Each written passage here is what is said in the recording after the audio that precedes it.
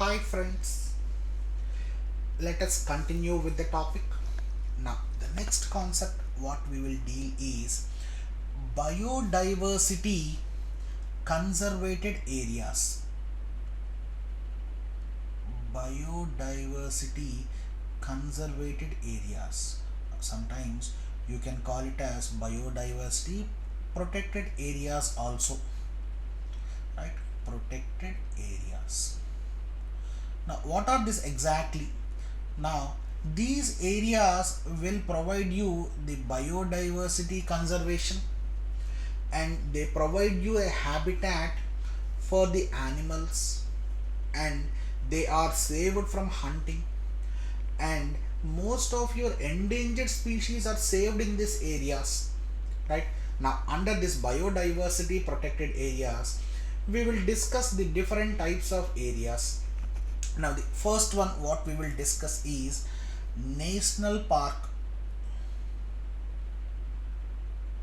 National park. Now, what is national park? Now, see here, you have to observe the differences between national park, sanctuary, conservation reserves, biosphere reserves. Exactly, you have to know the difference between them. Now, what is national park? Now, it is an ecosystem where plant and animal species and geomorphologic sites means distinct features where it occurs only in that area, and the habitats of special scientific, educational and natural landscape found, and that area is called national park. Now, these are used for conservation purposes, and this national park might be natural, semi natural, or developed land that a sovereign state declares or owns. Now, this is the crux point, right? It can be a developed land. Now, see, I'll write down this point here. It can be a developed land that a sovereign state declares or owns. Now, these national parks are included in IUCN 2 category. They are included in IUCN category 2 conservated areas, our Indian national parks, right? Now, see here, what is the full form of IUCN? I'll write down this. These full forms are very important. International Union for Conservation of Nature. International Union for Conservation of Nature.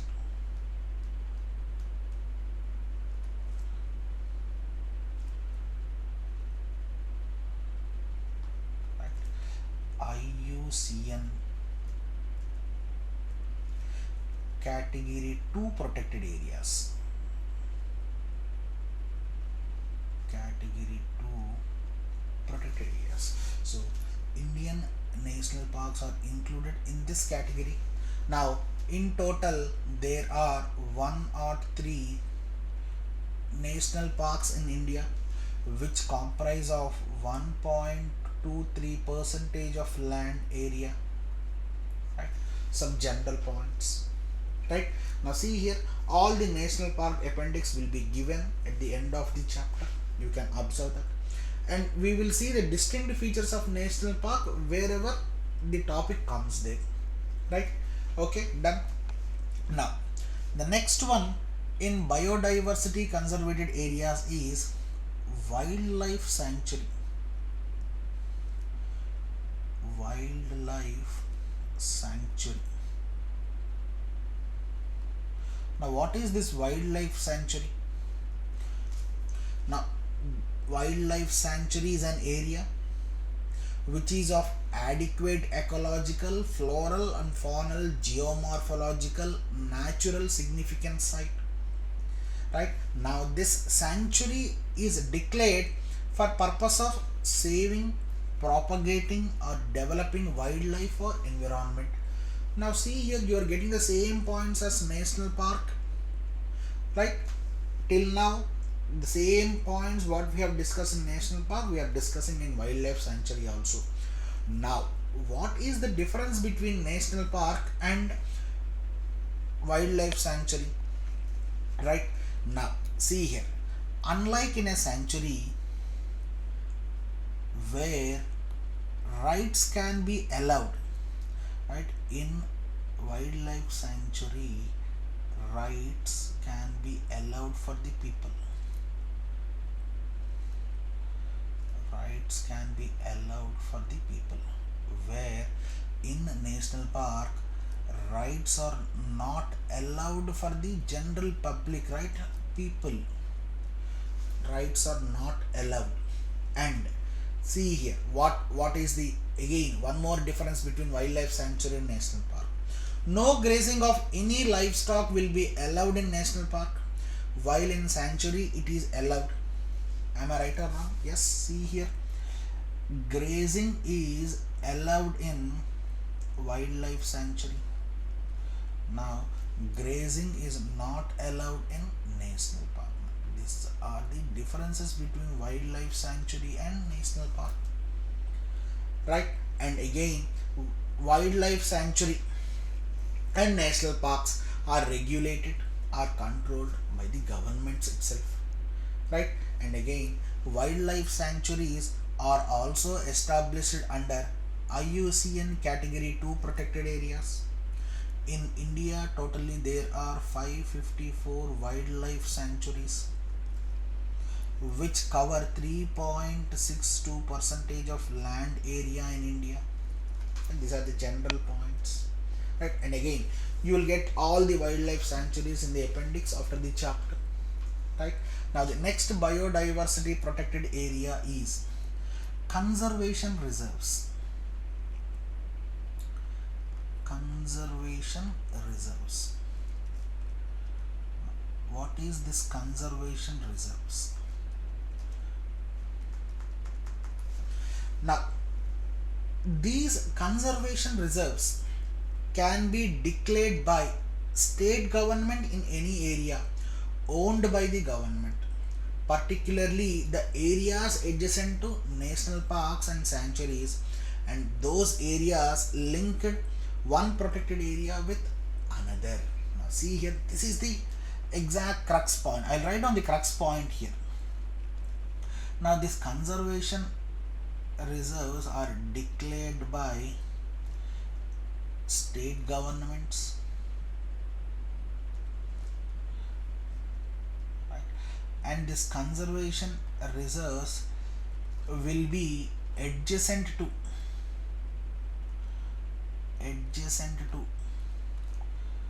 national parks and wildlife sanctuaries. I'll write as WLS. Right? Now see here, why do this state government declare them as conservation reserves? I mean these areas as conservation reserves. Now in order to save the local communities, their habitat and their rights and their conservation rights, state government declared that area as conservation reserves. Now totally there are 76 conservation reserves in India, which occupy a land of 0.08 percentage. Right? Once there was a match the following in UPSC. That's why I wrote the data also. Right? A wild question. Right? Next, after this conservation reserve, we will go to the next point. The next one is community reserve.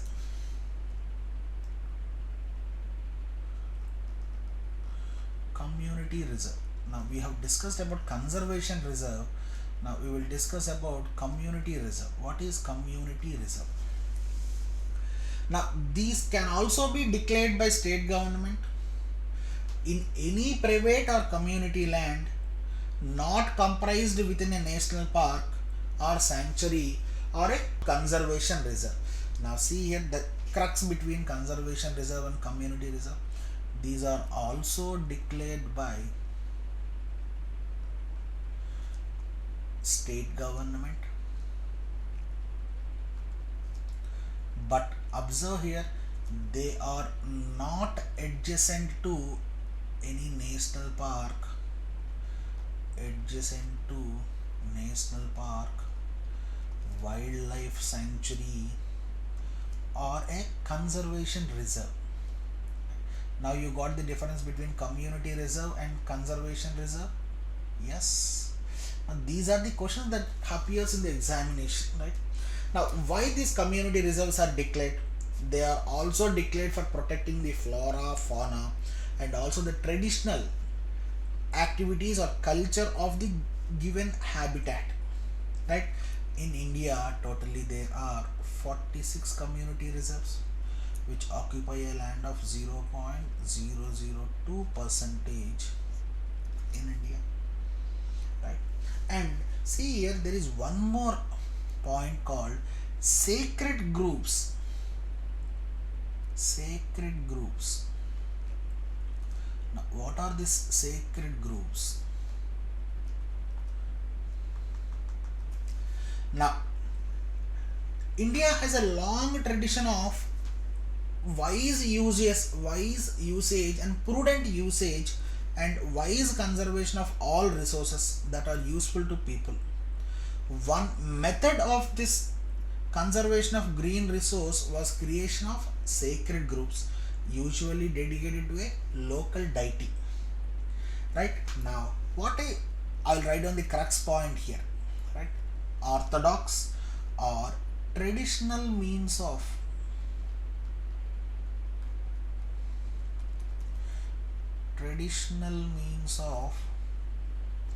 biodiversity conservation. Traditional means of biodiversity conservation is nothing but your sacred groves, right? These are called sacred groves. Done? Got the point? Yes. Now, next concept what we will discuss is biosphere reserve. Already we have discussed this in general in ecology topic.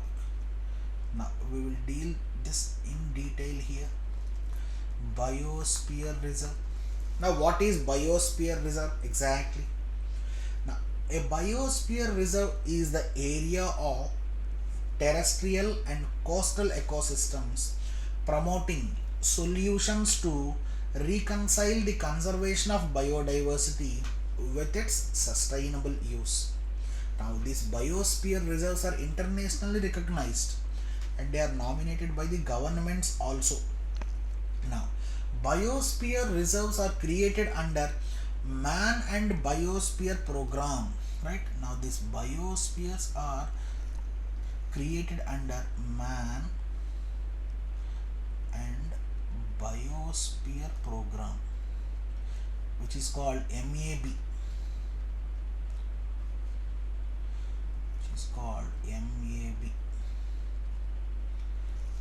right, of UNESCO, and it was started in 1971.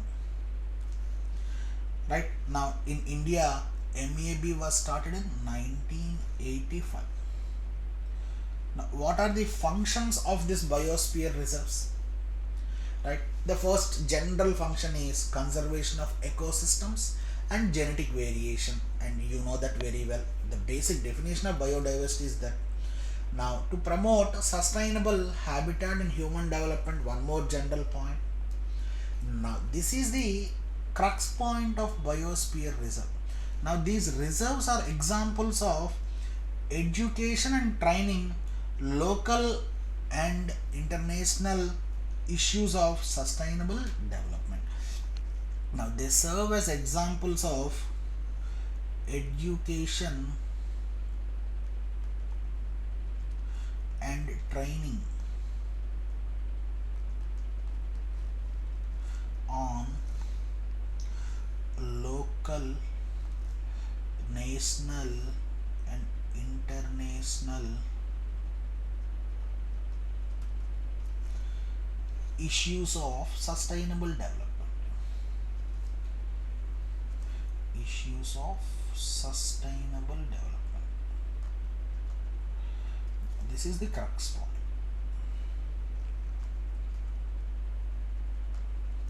Now these these are the education and training areas of local international issues and also national issues of sustainable development. Now, now this is the important concept that we have to discuss in biosphere reserve. Now this biosphere reserves have three interrelated zones and they are aimed to fulfill the complementary and mutualistic functions of this biosphere reserves. Now we have discussed the functions now.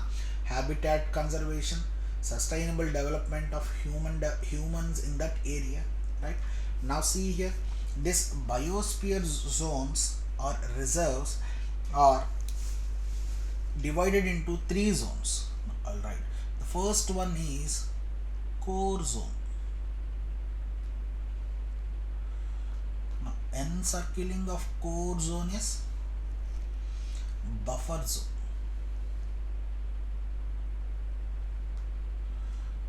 Encircling of buffer zone is transition zone.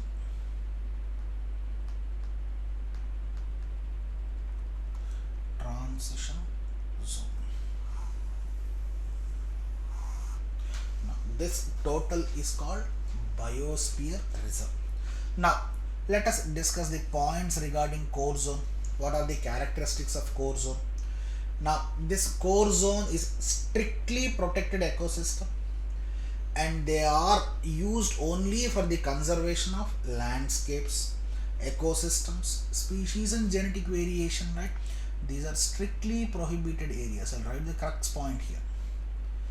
Strictly prohibited areas, right? Now what about buffer zone?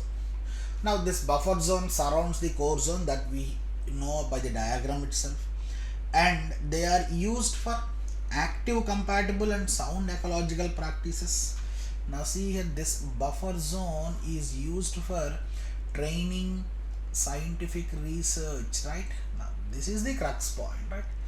Training, scientific research. Once in your 2017 IES examination, a question was asked, in which zone of biosphere reserve training and scientific research takes place? Your options are buffer zone. Easy picking, right? Next one is transition zone. What is the crux point of this transition zone? Now which encircles the buffer zone, that you can observe from the diagram itself. Now see here, you can observe the greatest activity socially, economically and for sustainable development. I mean, see here, people movement is allowed.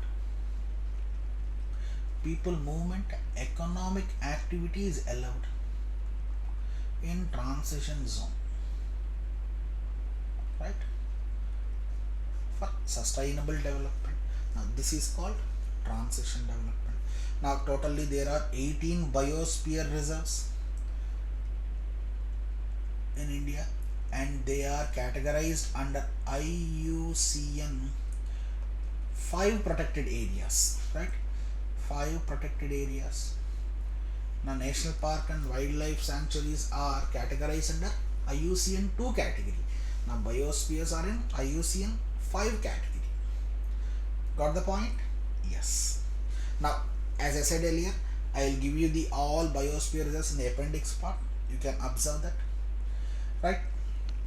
Now see here, one more important point that you have to observe. Biosphere reserve scheme, right? Now you have discussed about man and biosphere program. Now what is this biosphere reserve scheme? Now this biosphere reserve scheme is different from man and biosphere scheme.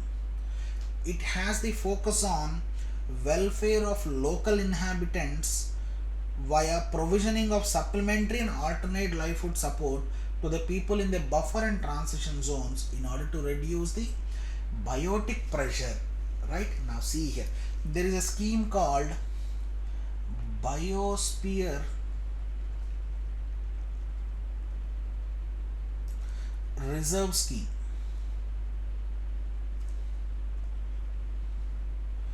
Biosphere reserve scheme.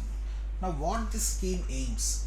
Now already we have discussed this. In buffer zone and transition zone, human economic activity is allowed, right? Now, in order to reduce the stress on this buffer and transition zone, the local inhabitants of these areas will be provided alternate livelihood. Alternate livelihood. So automatically the stress will be decreased on buffer and transition zone. Now this is the main characteristics of this biosphere reserve scheme, right? Now this is entirely different from man and biosphere program, right? It is nothing but to chart out the biosphere reserves. Got the point? Yes. Let us go into the next concept called conservation of biodiversity. Now how do you conserve this?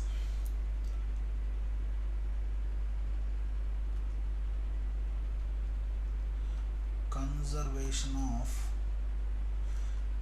biodiversity.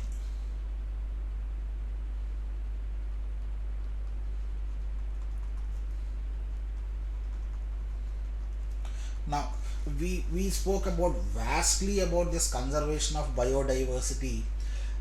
Now what is the exact crux of this?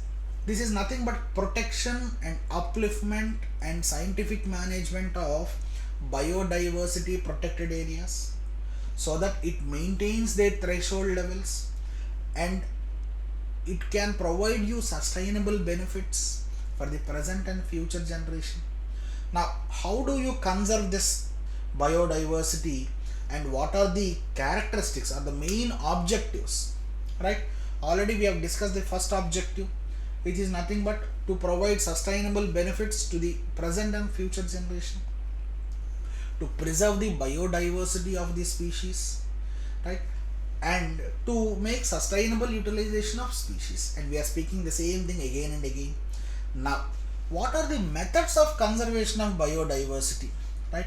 There are two methods. One is in situ conservation and the other one is ex situ conservation. Now what about this in situ conservation? Already we have discussed in detail. How do you conserve this, right? By having biodiversity protected areas, likewise your national parks, wildlife sanctuaries, right? Biosphere reserves, conservation reserves, community reserves, biosphere hotspots, biodiversity hotspots, right? By providing this, am I right or wrong? Yes, in situ. So you are providing them a natural habitat by means of national park, wildlife sanctuaries, biosphere reserves, and also biodiversity hotspots. We already discussed in detail regarding this. Now what is this ex situ conservation techniques of biodiversity? This is nothing but you have to start a gene bank. Gene bank, likewise your seed bank, sperm bank and ova bank, right? To save this genes of this habitats, species and the organisms. And see here, I'll write one more thing, seed bank also, ex situ conservation techniques, right? And the next one is starting a botanical garden, right? Botanical garden. Now see here, preserving of all the endangered species into one place. And for plants it is botanical garden, for animals it is zoological garden. Zoological garden.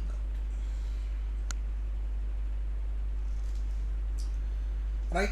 Now see here, we have seen the techniques. Now what exactly this ex situ conservation means? What is the crux point here? This is nothing but ex situ conservation is relocation of endangered or rare species from their natural habitat to conservative areas equipped for their protection, right? Now I'll write down the crux point here. Relocation of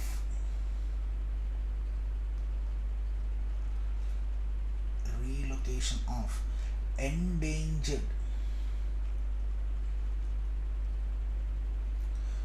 or rare species,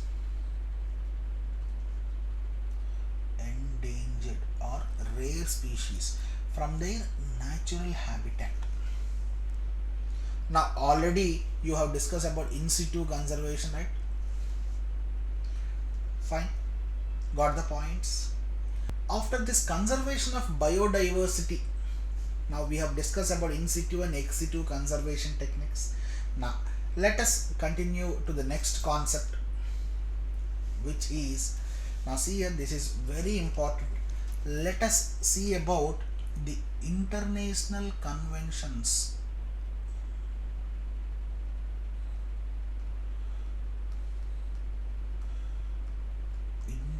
international conventions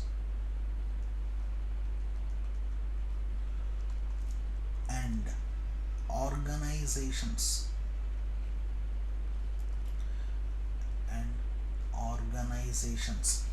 regarding conservation of biodiversity, regarding conservation of biodiversity.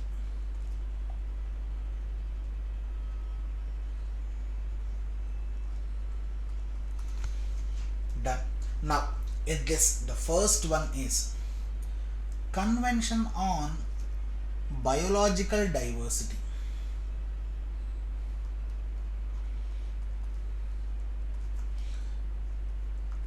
Convention on Biological Diversity. Now short form of this is CBD.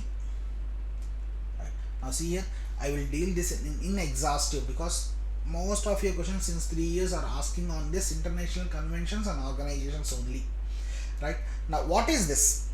This Convention on Biological Diversity is a multilateral treaty to conserve and promote the biodiversity of the world. Now it provides a legal framework for action on biodiversity. It provides you a legal framework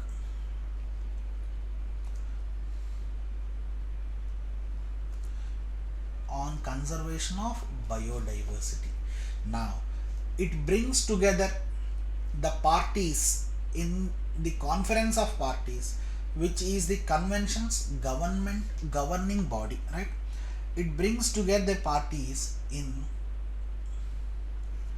conference of parties, COPs. Now these are very important, right? COPs, conference of parties. Now we will discuss in detail regarding the COPs later. You will get in the next videos. Now by the governing body will set up this conference of parties, and they meet for every 2 years and review the implementation of the convention. Now this was started in 1992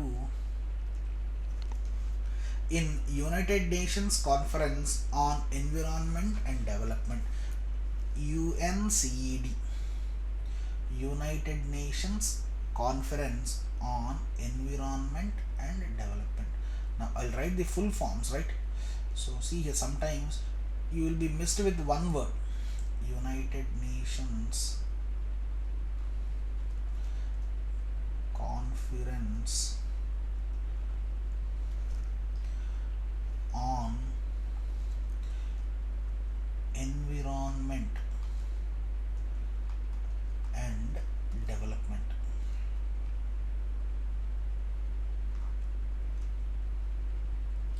Right? Why I am writing this here? Sometimes your questions might be, what is the full form of UNCED, United Nations Conference of Environment and Development? United Nations Conference on Environment and Development. See, a simple word will be missed. That's why I'm writing all these things. Okay. Now this has totally 196 members. Right. Now what are the objectives of this Convention on Biological Diversity? Now the first objective is wide conservation of biodiversity. The second one is sustainable use of biodiversity. And third one is fair and equitable sharing of benefits arising from Utilization of genetic resources. Now this objective is very important. Now you have to focus on this. Right? Fair and equitable sharing of benefits from utilization of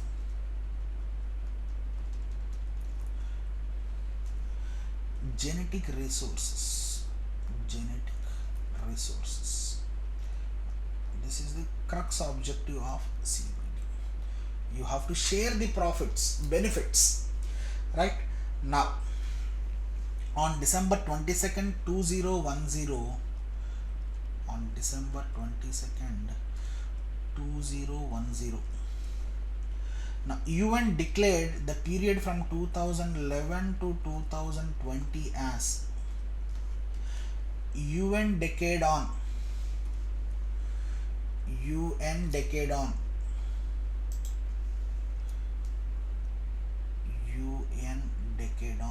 biodiversity.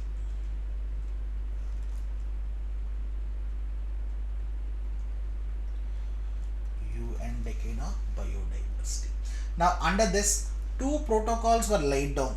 The first protocol is Cartagena Protocol,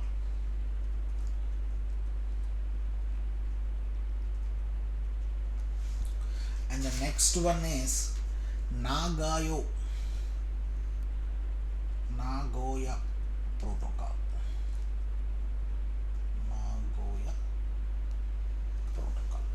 Right? Now we will discuss this Cartagena Protocol and Nagoya Protocol in the next video in detail.